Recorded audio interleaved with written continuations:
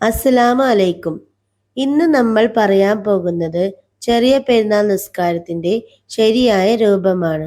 ജമാഅത്ത് നിസ്കാരത്തിന്റെ ഏറ്റവും ശ്രേഷ്ഠമായ സുന്നത്ത് നിസ്കാരങ്ങളിൽ ഒന്നാണ് പെരുന്നാൾ നിസ്കാരം. പെരുന്നാൾ ദിവസം എല്ലാവരും നേരത്തെ എഴുന്നേറ്റ് കുളിച്ച് വൃത്തിയായി ഉള്ളതിൽ പുതിയ വസ്ത്രം ധരിക്കുക. സൂര്യൻ ഉദിച്ച് 20 മിനിറ്റ് കഴിഞ്ഞ് ഉച്ചവരെയാണ് പെരുന്നാൾ നിസ്കാരത്തിന്റെ സമയം. 2 റക്അത്താണ് പെരുന്നാൾ നിസ്കാരം നിർവഹിക്കേണ്ടത്. ആദ്യം തന്നെ നിസ്കാരത്തിന്റെ മുന്നേ നിയ്യത്ത് വെക്കണം. ചെറിയ പെരുന്നാൾ 2 റക്അത്ത് സുന്നത്ത് നിസ്കാരം.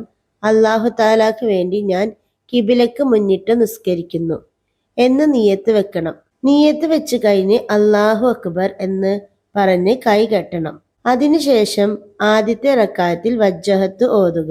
വജ്ജഹത്ത് ഓതിയതിനു ശേഷം 7 പ്രാവശ്യം സുബ്ഹാനല്ലാഹി വൽഹംദുലില്ലാഹി വലാ ഇലാഹ ഇല്ലല്ലാഹു അല്ലാഹു അക്ബർ എന്ന് തക്ബീർ ചൊല്ലുക. അതിനുശേഷം ഫാത്തിഹയും ഏതെങ്കിലും ഒരു സൂറത്തും ഓതുക. ആദ്യത്തെ റക്അത്തിൽ സൂറത്തുൽ കഹ്ഫും രണ്ടാമത്തെ റക്അത്തിൽ സൂറത്തുൽ ഖമറും ഓതൽ പ്രത്യേകം സുന്നത്താണ്.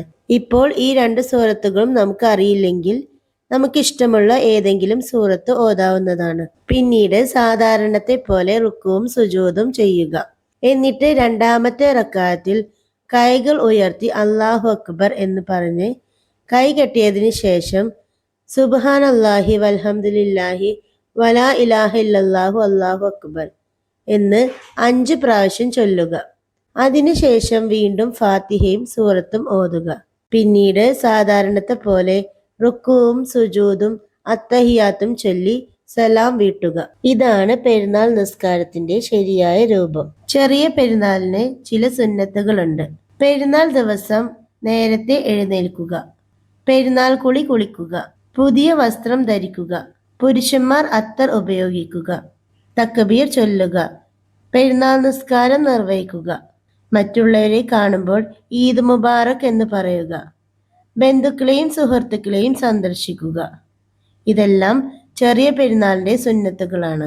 പെരുന്നാൾ നിസ്കാരം ഐക്യത്തിന്റെയും സന്തോഷത്തിന്റെയും ഒരു പ്രതീകമാണ്. നമ്മൾ ശരിയായ രീതിയിൽ ഈ നിസ്കാരം അനുഷ്ഠിക്കുമ്പോൾ അള്ളാഹുവിനോടുള്ള നമ്മുടെ ഭക്തിയും നന്ദിയും പ്രകടമാക്കുന്നു. ഈ പെരുന്നാൾ ദിനത്തിൽ നമുക്ക് നിസ്കാരം കൃത്യമായി നിർവഹിക്കാനും മറ്റുള്ളവരുമായി സന്തോഷം പങ്കിടാനും നല്ല പ്രവർത്തികൾ ചെയ്യാനും അള്ളാഹു തൗഫീഖ് നൽകട്ടെ. നമ്മുടെ എല്ലാവരുടെയും ഇബാദത്തുകൾ അള്ളാഹു സ്വീകരിക്കട്ടെ. ആമീൻ യാ റബ്ബൽ ആലമീൻ.